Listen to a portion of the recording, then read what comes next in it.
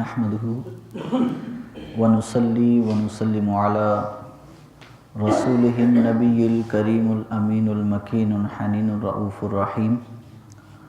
अम्मा बादु फ़अऊज़ु बिल्लाहि मिनश शैतानिर रजीम। बिस्मिल्लाहिर रहमानिर रहीम।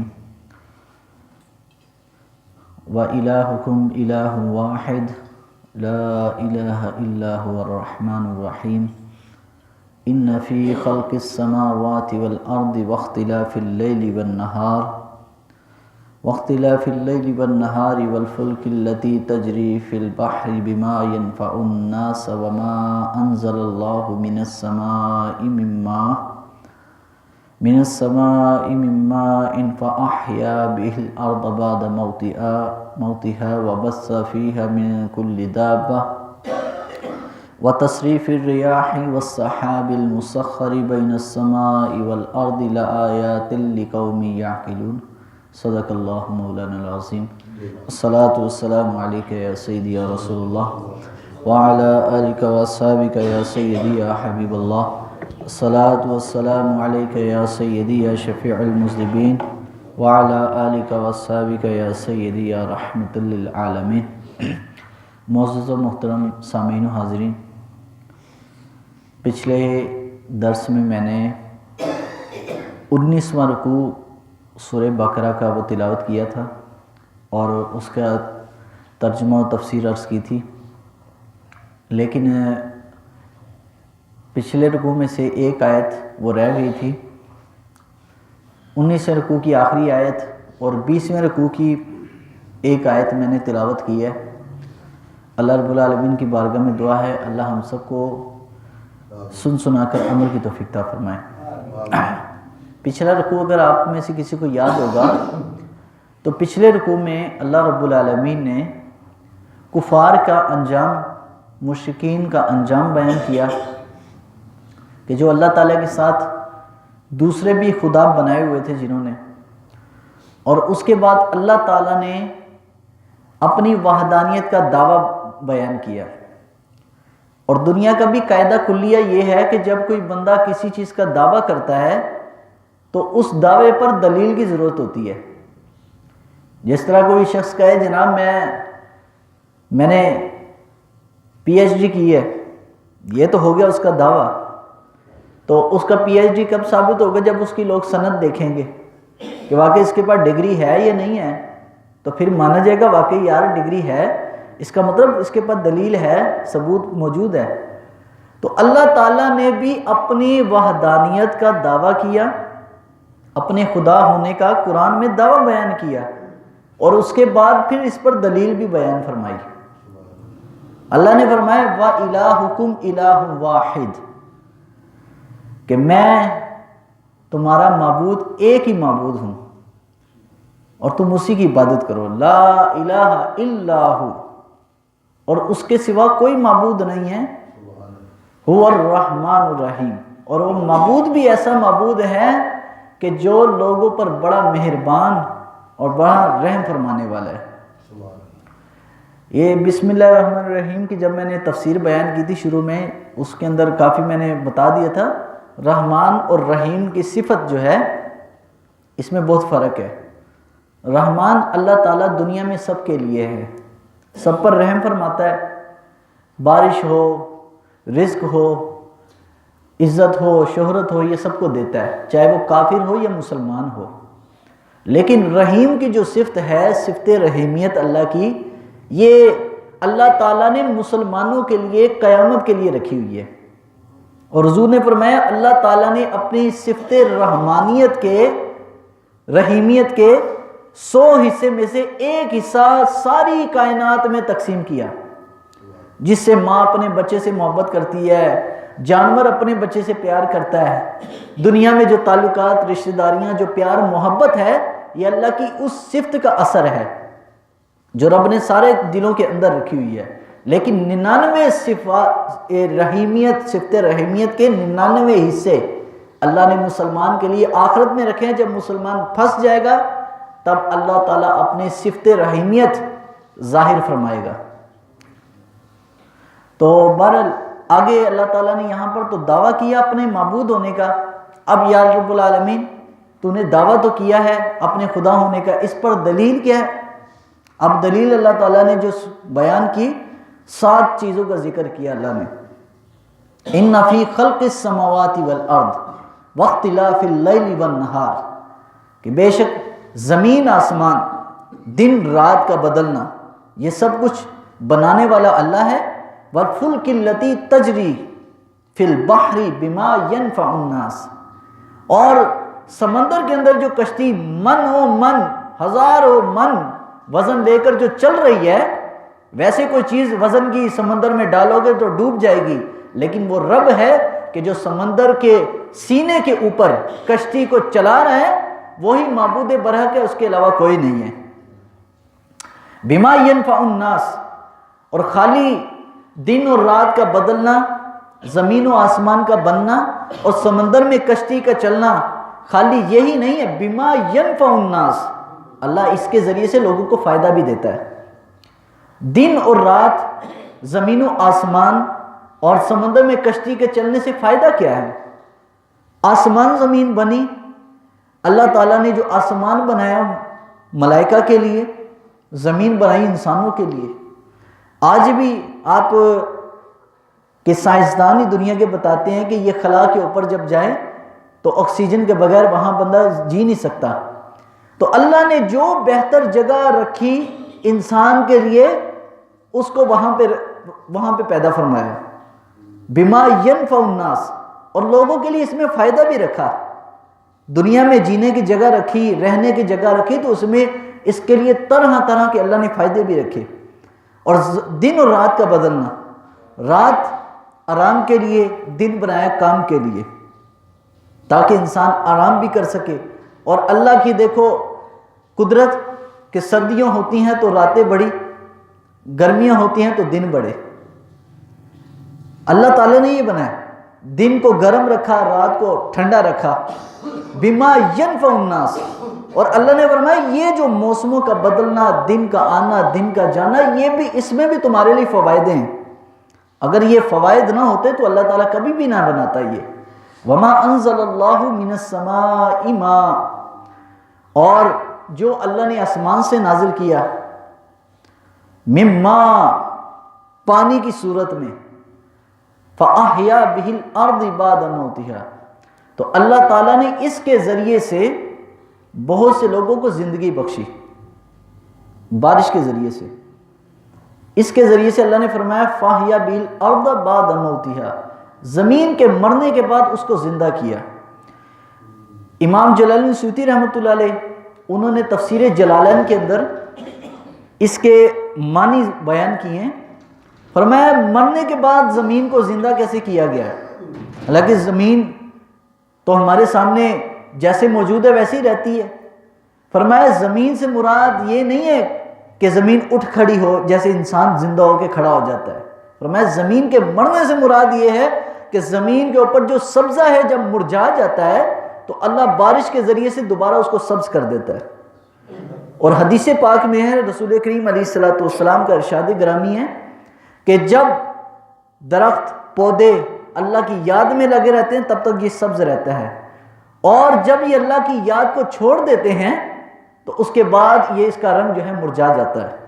یہ مثال انسان کی ہے کہ جب انسان اللہ کی یاد میں، اللہ کے ذکر میں رہتا ہے تو اس کی مثال زندوں کی ہے. نبی علیہ الصلوۃ والسلام نے اس لیے حدیث پاک میں ارشاد فرمایا کہ ذکر کرنے والے، اللہ کی یاد کرنے والوں کی مثال زندوں کی ہے، اور جو رب کو یاد نہیں کرتے ان کی مثال مردہ کی ہے. وَبَثَّ فِيهَا مِن كُلِّ دَابَّةٍ، اور پھر جب زمین کو زندہ کیا تو اس کے بعد اس میں مویشیوں کو رب العالمین نے آباد کر دیا، جانوروں کو، تاکہ ان کے لیے وہ رزق بنایا جو کھیتی کی صورت میں اگایا. وَتَصْرِيفِ الرِّيَاحِ، اور ہوا کا پھرنا، وَالسَّحَابِ الْمُسَخَّرِ بَيْنَ السَّمَاءِ، اور بادلوں کا زمین و آسمان کے درمیان معلق رہنا، لٹکے رہنا. لَآيَاتٍ لِقَوْمٍ يَعْقِلُونَ، اس میں ان لوگوں کے لیے نشانیاں ہیں جو عقل رکھتے ہیں. قرآن مجید ہے، 7 چیزوں کا اللہ تعالیٰ نے اپنی قدرت کا ذکر فرمایا. اب اس میں عقل والوں کے لیے نشانی ہے. حضرت مجدد الفسانی علیہ رحمہ کسی شخص نے اس سے ایک مسئلہ پوچھا کہ حضور بتائیں کہ عقل مند شخص کون ہے؟ نہیں، پوچھا کہ اگر کوئی شخص دنیا سے جائے اور یہ وصیت کر جائے کہ میرا مال کسی عقل مند بندے کو دو، میں یہ وصیت کر کے جا رہا ہوں، تو کس کو دیا جائے؟ کیونکہ حدیث پاک میں رسول اللہ صلی اللہ علیہ وسلم نے ارشاد فرمایا نا کہ میت جب مر جائے کوئی شخص، اس کی وصیت سب سے پہلے اس پر عمل ہونا ضروری ہے، وصیت کے بعد اس کا قرض کے بعد پھر نبی علیہ السلام نے فرمایا کہ اس کی اہل و عیال میں وہ چیز ساری، اس کے کفن دفن کے بندوبست کے بعد جو پیسہ بچتا ہو وہ اس کے بچوں میں تقسیم کیا جائے گا۔ یہ 4 مراحل حدیث پاک میں آئے۔ تو بہرکیف حضرت امام ربانی سے پوچھا کہ کس کو وہ مال دیا جائے، کہ اگر کوئی شخص وصیت کر جائے مرنے سے پہلے کہ میرا پیسہ جو ہے فلاں شخص کو دے دینا جو بڑا عقل مند ہو، تو فرمایا کس کو دیا جائے؟ امام ربانی مجدد البصانی رحمۃ اللہ علیہ فرمایا کہ عقل مند شخص وہ ہے دنیا میں کہ جس نے دنیا میں رہتے ہوئے اپنے رب کی ذات اور صفات کو پہچان لیا۔ فرمایا وہ سب سے بڑا عقل مند ہے، کیونکہ قرآن مجید نے ارشاد فرمایا کہ جس شخص نے ان چیزوں کو پہچان لیا، اس کی قدرت کے اصل کو پہچان لیا، گویا کہ وہ سب سے بڑا عقل مند ہے۔ لآیات لقوم یعقلون، عقل مند لوگوں کے لیے اس میں نشانی ہے۔ تو قرآن مجید بھی ہدایت بھی اسی کو دیتا ہے جس کو رب العالمین نے عقل سلیم عطا فرمائی ہو۔ تو حضرت جلال السیوطی علیہ رحمہ نے اس کا شان نزول بیان کیا، یہ آیت کیوں نازل ہوئی۔ حضور علیہ السلام کے پاس مکہ المکرمہ میں کچھ لوگ آئے اور وہ آ کر عرض کرنے لگے، یا رسول اللہ صلی اللہ علیہ وسلم، آقا یہ کچھ مکے کے لوگ آئے ہیں اور آپ سے بات کرنا چاہتے ہیں۔ حضور علیہ السلام تشریف لے گئے، بات سنی ان کی، تو انہوں نے کہا جی آپ دعا کریں، ہم آپ پر ایمان بھی لائیں گے، آپ کا کلمہ بھی پڑھیں گے اور آپ کی بات بھی مانیں گے، آپ کے ساتھ ہم سب کام کریں گے جو آپ کہیں گے، لیکن ایک دعا ہمارے لیے کر دیں۔ آج ہمارے بعض مسلمانوں کا بھی یہی حال ہے کہ ہم کہتے ہیں یار یہ ہمارے بات اللہ پوری کر دینا، اس کے بعد ہم دین پر چلیں گے۔ لوگ کہتے ہیں کہ یار دین پر ہم تب چلیں گے جب ہماری یہ اللہ تعالیٰ یہ دعا پوری کر لے، یعنی اس سے پہلے دین پر نہیں چلنا۔ جب بات پوری ہوگی تو اللہ سے پہلے شرط منوانی ہے، تو پھر چلنے کی کوشش دل میں رکھنی ہے۔ تو رسول اللہ صلی اللہ علیہ وسلم نے پوچھا بھائی کون سی دعا ہے؟ اس نے مکے کا جو بڑا سردار تھا اس نے کہا کہ آپ یہ دعا کریں، یہ مکے کے جو بڑے بڑے پہاڑ ہیں یہ سونے کے بن جائیں، سونے کے بن جائیں گے، ہم اس سونے کو بیچیں گے، اس کے بعد اس سے ہتھیار خریدیں گے، آپ کے ساتھ رہیں گے، آپ کے ساتھ جہاد پہ بھی جائیں گے، سب کچھ کریں گے، بس ہماری یہ دعا اللہ سے کہہ دو کہ یہ قبول کر لے۔ حضور نے دعا بھی فرما دی۔ اسی وقت جبریل امین آئے، آ کر عرض کیا یا رسول اللہ صلی اللہ علیہ وسلم، یہ جو آپ کے پاس دعا آپ نے کی ہے اللہ نے یہ قبول کر لی ہے، مکے کے پہاڑ سونے کے آپ کے لیے بنا دیے۔ تو حضور علیہ السلام نے فرمایا کہ پہاڑ بن گئے، تو لیکن حضور سے عرض کیا کہ یہ جو آپ سے یہ سوال کر رہے ہیں کہ ہم آپ کی بات مانیں گے، آپ انہیں ایک دفعہ کہہ دیں کہ اگر انہوں نے اس کے بعد اللہ رسول کی کوئی نافرمانی کر دی نا تو اللہ تعالیٰ ان کا حشر پہلی قوموں سے زیادہ برا کرے گا۔ نبی علیہ السلام نے اللہ کی بارگاہ میں پھر دعا کی، یا اللہ یہ دعا قبول نہ کر، کیونکہ اگر ان سے تھوڑی سی بھی نافرمانی ہوگی تو ان کا حال ویسے ہی ہوگا جو بنی اسرائیل کا ہوا، کہ بنی اسرائیل کے ان کو بندر بنا دیا، کونوا قردۃ خاسئین، پیچھے آپ لوگوں نے سنا ہی سارا۔ تو اللہ تعالیٰ نے ان کو بندر بنایا، انہوں نے تھوڑی سی نافرمانی کی، ان کے بڑوں کو خنزیر بنا دیا۔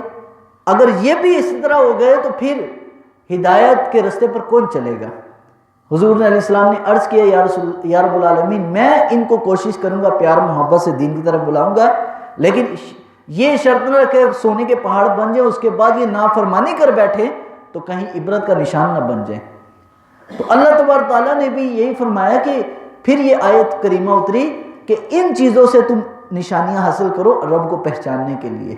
اس لیے حدیث پاک میں ہے، رسول اللہ صلی اللہ علیہ وسلم نے ارشاد فرمایا کہ تم اللہ کی ذات میں غور و فکر نہ کرو، اللہ کی تخلیق میں غور و فکر کرو، اللہ نے جو کچھ بنایا اس میں غور و فکر کرو، اللہ کی ذات میں جو غور و فکر کرتا ہے تو پھر سوال ذہن میں وساوت پیدا ہوتے ہیں کہ اللہ کب سے تھا، اللہ کیسے بنا، اللہ اس طرح کے ذہن میں جب سوال آئیں گے تو انسان کو وہ کفر کی طرف وہ چیز لے جاتی ہے۔ تو حضور نے فرمایا کہ ایسی چیز پر اللہ کی ذات میں غور و فکر نہ کرو، اللہ کی صفات میں کرو۔ اللہ کی صفت ہے، صفت رحیم ہے، کریم ہے، شفیق ہے، یہ صفات اللہ کی ہیں، اس میں غور و فکر کرو اور اس صفات کو اپناؤ، لیکن اللہ کی ذات کے اندر غور و فکر نہیں، اللہ کی صفات کے اندر غور و فکر کرو۔ تو آگے اللہ نے فرمایا وَمِنَ النَّاسِ مَن يَتَّخِذُ مِن دُونِ اللَّهِ أَندَادًا يُحِبُّونَهُمْ كَحُبِّ اللَّهِ وَالَّذِينَ آمَنُوا أَشَدُّ حُبًّا لِلَّهِ۔ اللہ نے فرمایا کچھ لوگ وہ ہیں، مکہ کے کفار کے بارے میں فرمایا کہ کچھ لوگ وہ ہیں کہ جو اوروں کو اللہ کا مد مقابل محبت کرتے ہیں بتوں کے ساتھ، کیونکہ لات، منات، عزا یہ بتوں کے نام تھے ان کے، اور ان کے نام پر یہ منتیں مانگتے ہیں کہ یہ ہماری حاجت روائی کرتے ہیں، یہ ہماری مشکل کشائی کرتے ہیں۔ ان بتوں کے نام کی منتیں مانگتے تھے، اللہ سے مانگتے اللہ سے تھے، لیکن بت کے سامنے جھکتے تھے۔ تو نبی علیہ الصلوۃ والسلام نے جب ان کو دیکھا کہ یہ تو بتوں کے ساتھ ایسی محبت کرتے ہیں، حالانکہ ایسی محبت تو رب کے ساتھ کرنی چاہیے تھی، تو اللہ نے فرمایا اندادا یحبونہم کحب اللہ والذین آمنوا اشد حبا للہ۔ لیکن اللہ تعالیٰ نے پیچھے کفار کا ذکر کیا، کفار کی عادت کا ذکر کیا۔ قرآن کا بھی ایک اسلوب ہے نا کہ جب اللہ دوزخ کا ذکر کرتا ہے پھر ساتھ ہی ختم ہونے کے بعد جنت کا ذکر، جب اللہ تبارک تعالیٰ شیطان کا ذکر کرتا ہے ساتھ ہی انبیاء کرام کا ذکر کرتا ہے، یہ قرآن کا اسلوب ہے۔ اب یہاں پر پیچھے ذکر ہو کافروں کی عادت کا، تو آگے اللہ نے فرمایا والذین آمنوا، آگے ایمان والوں کی بات آ گئی، والذین آمنوا اشد حبا للہ، لیکن جو ایمان والے ہیں وہ اللہ سے شدید محبت کرتے ہیں، شدید محبت۔ بعض لوگ کافی عرصہ پہلے ایک مولوی صاحب بیان کر رہے تو انہوں نے ایک اعتراض کیا، یار یہ عشق کا لفظ کہاں سے ہے؟ اسلام میں تو عشق کا لفظ، عربی میں کوئی عشق کا لفظ ہے ہی نہیں ہے، تو یہ عشق کا لفظ کہاں سے یہ لوگ نکال لیتے ہیں؟ جب محبت میں شدت پائی جائے نا اس کو عشق کہا جاتا ہے۔ تو قرآن نے بھی کہا والذین آمنوا، جو ایمان والے ہیں اشد حبا للہ، وہ اللہ سے شدید محبت کرتے ہیں، اللہ کی ذات سے۔ اب آپ کہیں گے جی یہاں تو صرف اللہ ہی کی ذات کا ذکر ہے، رسول اللہ صلی اللہ علیہ وسلم کا ذکر نہیں ہے، تو کیوں اللہ تعالیٰ نے دوسری آیت میں فرمایا من یطیع الرسول فقد اطاع اللہ، جس نے میرے رسول صلی اللہ علیہ وسلم کی اطاعت کی گویا کہ اس نے میری اطاعت کی۔ تو بتاؤ جو رسول اللہ صلی اللہ علیہ وسلم کی اطاعت کرے تو رب کی اطاعت بنے، تو جو رسول اللہ صلی اللہ علیہ وسلم سے عشق کرے تو وہ رب کا عشق نہیں ہے تو اور کیا ہے؟ تو اللہ ہی کا عشق ہے۔ تو صحابہ کرام رضوان اللہ تعالی عنہم اجمعین کا جو عشق تھا رسول اللہ صلی اللہ علیہ وسلم سے وہ حد درجے کا تھا، بہت سخت قسم کا عشق تھا۔ غزوہ تبوک کا موقع پر نبی علیہ الصلوۃ والسلام تبوک میں جنگ کے لیے اعلان فرمایا، تو صحابہ کرام رضوان اللہ تعالی عنہم اجمعین کا امتحان تھا، حالانکہ جنگ ہوئی نہیں ہے، صرف جنگ کرنے کے لیے گئے تھے۔ اللہ تعالیٰ نے بعد میں مسلمانوں کا امتحان جو لیا تو پھر واپس صحابہ بغیر لڑے آ گئے، لیکن وہ جنگ غزوہ تبوک کہلاتی ہے۔ گئے ضرور تھے لڑنے کے لیے، چاہے لڑے نہیں، لیکن اللہ نے بغیر لڑے لڑنے کا اجر دے دیا۔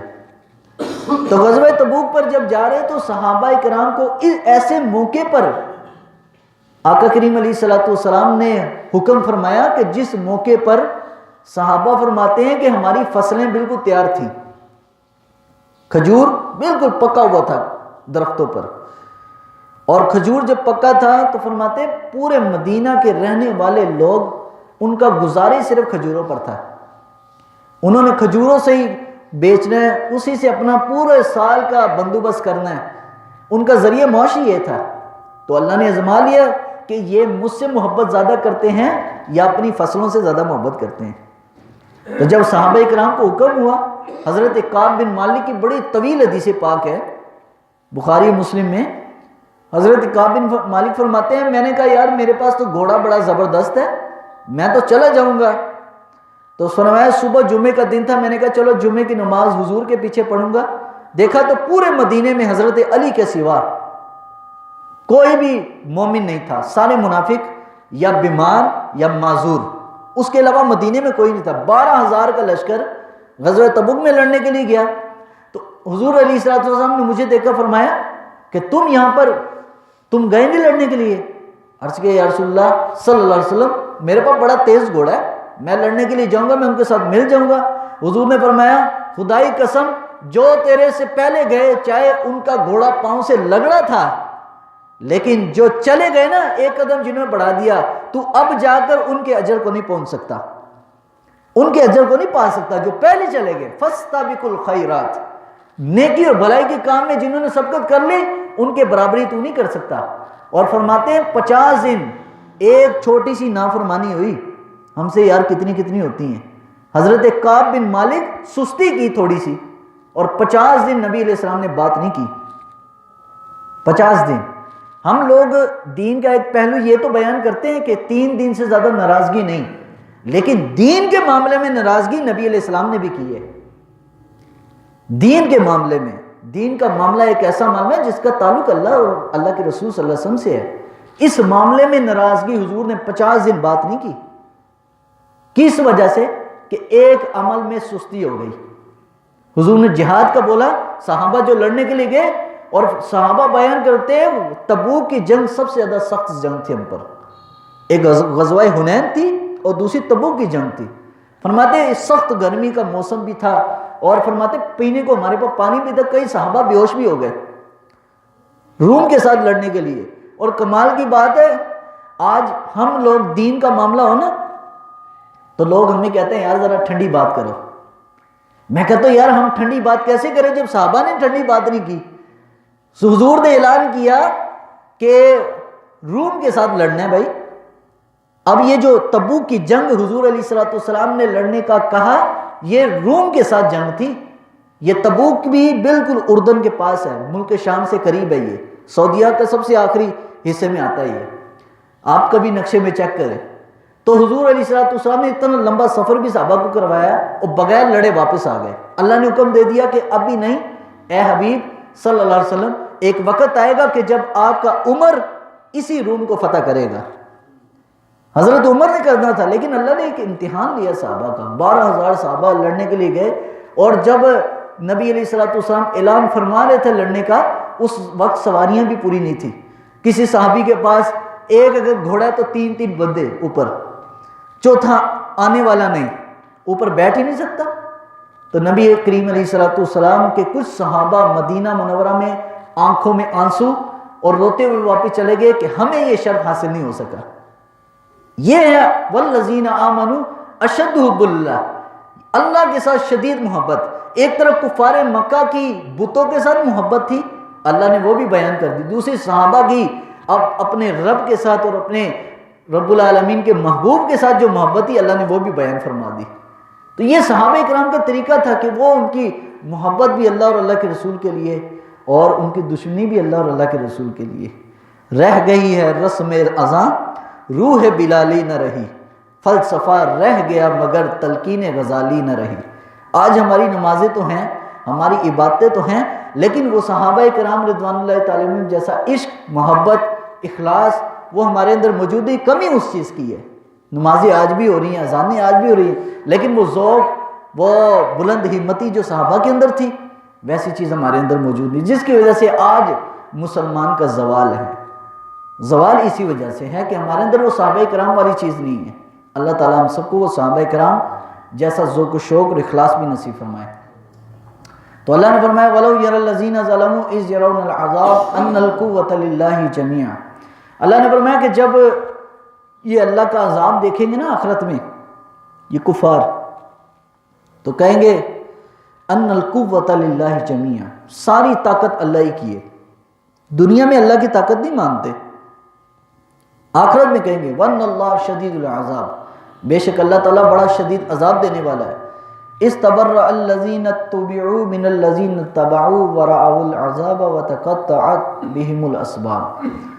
اور اللہ نے فرمایا کہ یہ لوگ قیامت والے دن بیزار ہو جائیں گے، یہ جن کی پیروی کرتے ہیں، جن اپنے مغربی آقاؤں کی پیروی کرتے ہیں، جن کے کہنے پر مسلمانوں کے ساتھ ظلم و زیادتی کرتے ہیں، مسلمانوں پر تشدد کرتے ہیں، یہ قیامت والے دن ان اپنے آقاؤں اور اپنے بڑوں کو دیکھ کر یہ بیزار ہو جائیں گے، کاش کہ ہم نے ان کی بات نہ مانی ہوتی، ان کی بات ماننے کی وجہ سے ہم بھی پھنس گئے. وَرَأَوُا الْعَذَابَ وَتَقَطَّعَتْ بِهِمُ الْأَسْبَابُ. اور اللہ تعالیٰ فرمائے کہ قیامت کو میں سب ان کو دکھاؤں گا کہ یہ کن کی بات مانتے رہے. وَقَالَ الَّذِينَ اتَّبَعُوا لَوْ أَنَّ لَنَا كَرَّةً فَنَتَبَرَّأَ مِنْهُمْ كَمَا تَبَرَّؤُوا مِنَّا. اور یہ لوگ کہیں گے جو اپنے بڑوں کی پیروی کرتے تھے غلط لوگوں کی، تو کہیں گے کاش کہ ہم نے ان کی بات نہ مانی ہوتی، آج ہم نہ پھنسے ہوتے. آج ہم نے جو ان کی غلط لوگوں کی باتیں مانی، غلط رستے پر چلایا اپنے آپ کو، غلط لوگوں کے طریقے پر چلے، آج ہم بھی ان کی وجہ سے پھنس گئے ہیں. وہ 28ویں پارے میں غالباً قاری صاحب آئے تھے، الاخلاء یومئذ بعضهم لبعض عدو الا المتقین. کہ قیامت والے دن دوست دوست کے ساتھ جدا ہو جائے گا، بھائی بھائی سے جدا، الا المتقین. لیکن جن لوگوں کا تعلق ایمان کی وجہ سے تھا، دنیا میں تھا ایک دوسرے کے ساتھ، ایمان کی وجہ سے قائم تھا، اللہ تعالیٰ نے فرمایا ان لوگوں کا جیسے دنیا میں ایک دوسرے سے پیار محبت اور قربت تھی، قیامت والے دن اللہ ان کا حشر بھی ان کے ساتھ ہی کرے گا، جس کے ساتھ محبت تھی. اب ہم دیکھیں ہمارا معیار دوستی، معیار محبت کیا ہے؟ اللہ نے فرما دیا یہ جو جن بتوں کی یہ عبادت کرتے ہیں، بلکہ حدیث پاک میں رسول اللہ صلی اللہ علیہ وسلم نے ارشاد فرمایا کہ وہ بت سامنے لائے جائیں گے جن کے آگے جھکتے تھے، جن کی یہ سجدہ کرتے تھے، اور وہ بت کہے گا یار تو نے تو میری عبادت کوئی نہیں کی. وہ کہے گا میں تیرے آگے جھکتا رہا، تجھ سے مانگتا رہا، آج مجھے رب سے بچا. تو حضور علیہ السلام نے فرمایا وہ بت کہے گا میں تو تمہیں جانتا بھی نہیں ہوں. لیکن جن لوگوں کا تعلق ایمان کی وجہ سے قائم تھا، نبی علیہ الصلوۃ والسلام نے فرمایا ایسے لوگوں کو رب العالمین عرش عظیم کا ٹھنڈا سایہ دے گا، عرش کا ٹھنڈا سایہ ملے گا ایسے جن کا تعلق ایمان کی وجہ سے تھا اور محبت ایمانی اور اسلام کے رشتے کی وجہ سے آپس میں تعلق تھا. آج یہ بلکہ اولیاء کرام کے فضائل میں یہ حدیث پاک آئی ہے کہ نبی علیہ الصلوۃ والسلام نے فرمایا کہ دنیا میں ایک شخص دوسرے کو جانتا نہیں ہوگا لیکن وہ ایک دوسرے سے محبت کرتا ہوگا، قیامت والے دن اللہ تبارک تعالیٰ اس نیک بندے کی شفاعت سے اس گناہ گار کو بھی بخشے گا جس بندے نے کبھی نیک عمل نہیں کیا لیکن اس کا تعلق ایک نیک بندے کے ساتھ ایمان کی وجہ سے تھا، اللہ اس کے سبب اس کی بھی مغفرت کر دے گا. تو نیک لوگوں کا تعلق کذالک یریہم اللہ اعمالہم حسرات علیہم. اللہ نے فرمایا میں یوں ہی ان کے بد عمل کی وجہ سے ندامت اور پشیمانی دلواؤں گا کہ قیامت کو تاکہ ان کو پشیمانی ہو، ان کا ماتھا، ان کی آنکھیں جھکیں. وما هم بخارجین من النار. اور ان کو اللہ تعالیٰ کبھی بھی دوزخ سے نہیں نکالے گا. یہ وہ جو کفار کے رستے پر چلے اور جو اہل ایمان کے رستے پر چلے، اس کے بارے میں بھی فضائل اللہ تبارک تعالیٰ کے محبوب علیہ الصلوۃ والسلام نے بیان فرمائے. بہرکیف یہ دو چیزیں اس میں اللہ تعالیٰ نے ایک تو پچھلے آیت میں اپنی قدرت کا اظہار کیا اور اپنے خدا ہونے کی اللہ تعالیٰ نے دلائل بیان کیے، اور یہ رکوع کے دوسری دو آیتیں اس میں اللہ تعالیٰ نے نیک صالحین اور بد کردار لوگوں کے انجام کا ذکر فرمایا ہے. اب ہمیں دیکھنا ہے کہ ہماری دوستیاں، ہماری تعلقات، ہماری یاریاں کس کے ساتھ ہیں اور کیوں ہیں. حضرت انس بن مالک کی روایت رضی اللہ تعالیٰ عنہ، وہ فرماتے میں ایک دفعہ بڑا پریشان تھا، حضور علیہ الصلوۃ والسلام تشریف لائے تو آقا کریم علیہ الصلوۃ والسلام نے پوچھا انس پریشان کیوں ہے؟ عرض کیا یا رسول اللہ صلی اللہ علیہ وسلم میں پریشانی اس وجہ سے ہوں، قیامت کو اللہ تعالیٰ آپ کو مقام محمود پر فائز کرے گا، آپ کا بلند مقام ہوگا، ہم لوگ اس وقت آپ کے قریب کیسے آ سکیں گے؟ میں اس لیے پریشان ہوں جس طرح میں دنیا میں آپ کے ساتھ ہوں، حضور چاہتا ہوں کہ قیامت کو بھی آپ کے ساتھ رہوں. تو آقا کریم علیہ الصلوۃ والسلام نے فرمایا انس پریشان ہونے کی ضرورت نہیں ہے، المرء مع من احبہ، جو دنیا میں جس کے ساتھ پیار رکھے گا اللہ اس کا حشر بھی اسی کے ساتھ کرے گا. تو یہ ایک وعدہ ہے، یہ وعدہ ہے. یہ بتوں، جنہوں نے بتوں کو چاہا ان کا حشر ان کے ساتھ ہوگا، جنہوں نے اولیاء کو چاہا ان کا تعلق ان کے ساتھ ہوگا، حشر بھی ان کے ساتھ ہوگا، اور جس نے کسی اور کو چاہا اس کا حشر بھی اس کے ساتھ ہوگا. تو چاہیے یہ کہ وہ بزرگ فرماتے ہیں نا، سنگ ترے اچھوں کی صحبت میں چنگے بندے دی صحبت یارو، جے میں دکان اتانا خوشبو پامے لئیے نہ لئیے ہلے آن ہزارہ. بھی حضرت میاں محمد بخش فرماتے ہیں کہ اچھے بندے کی صحبت، اس کے ساتھ تعلق، مثال ایسی جیسے خوشبو کی دکان، ہلے آن ہزارہ، خوشبو پامے لئیے نہ لئیے، چاہے اس سے تم سودا لو نہ لو، لیکن ہلے آنا ذرا اس کے بیٹھنے کی برکت سے تمہیں خوشبو ایمان کی لازمی آئے گی. تو یہ حضور علیہ الصلوۃ والسلام نے اپنی احادیث میں سب بیان فرمایا. بارکیف یہ جو رکوع 20واں رکوع تھا یہ آج ختم ہوا. اللہ تعالی ہم سب کو قرآن مجید کا صحیح فہم نصیب فرمائے. الحمدللہ رب العالمین.